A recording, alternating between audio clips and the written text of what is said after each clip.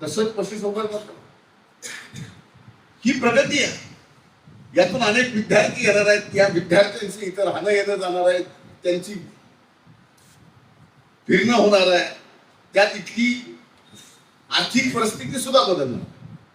पण काही आर्थिक परिस्थिती बदलण्यासाठी फक्त एक व्यक्तीला बदनाम करून एका गावाची प्रगती तीही विकास होऊ शकते, थांबू शकते.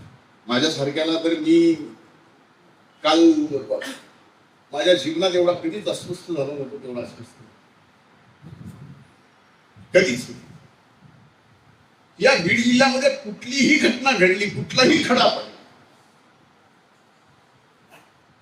माझ्या पावती माझ्या नावावर आहेच, माझ्या विरोधात भाषण आहेच. मी म्हणलं केलंय तरी झालंय कुठं, कुणाचं झालंय, तो पण त्या जातीचा, तो पण त्या जातीचा, घेणं नाही देणं नाही, वाजवा झाल्या. ठीक आहे, त्या गोष्टीला आपल्याला परिणाम होत नाही.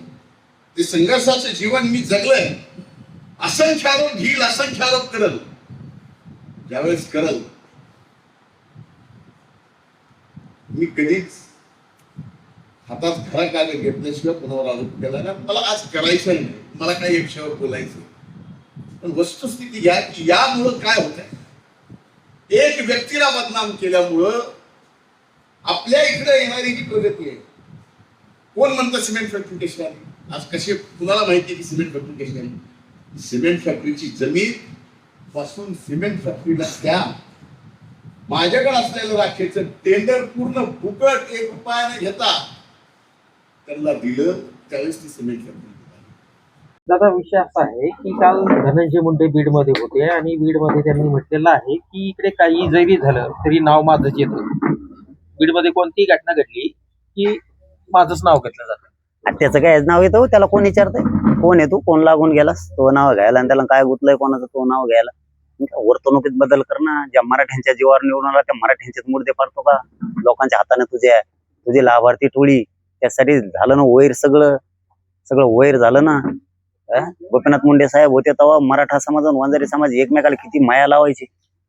तुझ्या नास्तिकपणामुळं, तुझ्या त्यातल्या वर्तणुकीमुळे ते लाभार्थी गुंडाळ लोक ते भंगार भुंगारी गोळा करून आणले तो कुठून ना. त्यांच्यासाठी ते कसले राडे करणार, कोणाला खंडणी मागणार, कोणाचे खून करणार, कोणाला बदनाम करणार, छेडछाडी करणार. त्यांना तू सांभाळणार आणि तू असे वाईट कृत्य घडून आणणार. आणि म्हणा तू जर बोलतो तो यार बोलायला काय गुतलं रे कोणाचं, तो वाचून काय राहिले कोणाचं, फालतू जाळे करणार. अहो मंत्री कशाला होते माणसं, पहिले विकास करा. विकास करण्यासाठी मंत्री व्हायचे, काम मतदारसंघातले करण्यासाठी मंत्री व्हायचे. अरे मंत्री नुसते केलेले हे गुंडांनी, त्याच्या लाभार्थी टोळीनी केलेले कुटाने, याच्या केशी होऊ नये, गुन्हे दाखल होऊ नये, यासाठी मंत्रीपद मागत देते. यांची दादागिरी चालाव, यांची गुंडागिरी चालाव, हे म्हणते तसंच लोक वागले पाहिजेत. बापाचे पेंडे होय तुम्ही म्हणता तसं वागायला?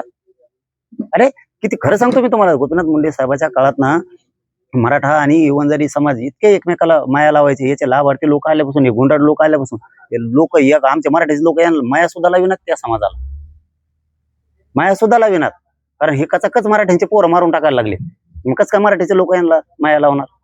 यांना मराठ्याचं मत पाहिजे. आणि म्हणा तो नाव घे, तो काय कोण नाव घेतोय? संतोष भाईचा देशमुखांचा खून केला त्या टायमाला तू पाठराखण केली, मोर्चे काढायला लावले. आता त्या 5 वडगावला खून झाला, 5 पट्टी वडगावला, परळी तालुक्यातल्या मतदारसंघातलं महत्वाचं गाव आहे ते, आणि ती त्याचा मतदारसंघ आहे. येऊ गेला का भेटायला तिथं? गेला? अरे तुझेच कार्यकर्ते ना ते, मला सांगा तिथले मराठी एक तर भाजपचे असणार आहेत, नाही तर राष्ट्रवादीचे असणार आहेत, बहीण भावाचे दोघांचे, तिसऱ्याचं तर नाहीच आहेत तिथं. तुमचाच कार्यकर्त्याचा खून झाल्यावर तुम्ही भेटायला सुद्धा जात नाहीत. म्हणजे मराठ्यांनी का तुम्हाला नुसतं मतदान करायचं का? मतदान करायचं, निवडून आणायचं, तुम्ही कचाकच मराठ्यांचे पोरं मारून टाकणार. तुम्ही सोपं समजेल का एवढं? भाऊ चालून नाही देणार ते तसला शानपणा. झालं ते आता बस झालं. काय गुंडगिरी केली तुम्ही 20-30 वर्षे. कसं काय पक्ष अजयदादाने याच्यामुळेच काढून टाकलं. फडणवीस साहेबांनी अजयदादाने याच्यामुळेच काढून टाकलं. हे नकोच उपद्रव करताय, हाकलून दिलं काढून तिथून. कसं काय डबल कसं काय घेत? त्यांचं नाव आता मंत्रिपदासाठी सुद्धा चर्चेत आहे. अशी चर्चा आहे की बाबा पुन्हा मंत्रिमंडळात त्यांचा समावेश होईल. त्याचा मंत्रिमंडळात समावेश होतो काय? बुड बसून घ्यायचोय पक्षाला? त्यांना का बुड बसून घ्यायचं का? अजयदादांनी काढलंय कशाला? आणि मराठ्याचा राज्यातला रोष राष्ट्रवादीने अंगावर घ्यायचं. सुनित्राताईंनी किंवा त्यांच्या 2 मुलांनी ते कसं काय घेतील? इथं एवढं मोठं अजितदादांनी लाथ मारून बाहेर काढले. असले उपस्थित खुणं करणं, कुठं अपहरणं, कुठं खंडण्या मागायला लावणं, मागायलाच लावलेत त्यांनी. त्याचेच कार्यकर्ते आहेत ते, दुसरे कुणाचे आहेत? आणि मग अशा टायमाला ते हे घेऊन तो पक्ष वाढणार का राज्यात सगळ्या? मग मराठ्याचा रोष अंगावर घेणार राष्ट्रवादी, आणि तुम्ही घ्या तुम्ही. मग तुम्हाला मराठी काय आहेत ना, राष्ट्रवादीला बी कळतील आणि भाजपला पण कळतील. फडणवीस साहेब घेणार का? कसं काय घेणार इतके खुणं करणाराला? म्हणजे का तुम्ही मराठा विरोधी आहेत का? भाजप आणि अजितदादाचे राष्ट्रवादी राज्यातल्या मराठा विरोधी आहेत का तुम्ही? जाऊन विचारा जरा राष्ट्रवादीला म्हणा, अजितदादाच्या बीडमध्ये किती त्रास आहे मराठ्यांच्या लोकांना. विचारा एकदा. भाजपचे फडणवीस साहेब जरा तुमचे लोक पाठवून विचारा एकदा, किती त्रास आहे मराठ्यांच्या लोकांना. मग राज्यातला मराठा समाजाचा रोष अंगावर घेणार का तुम्ही मंत्री करून त्याला? आणि ते मंत्री झाला काय झाला तर तो काय करणार आहे?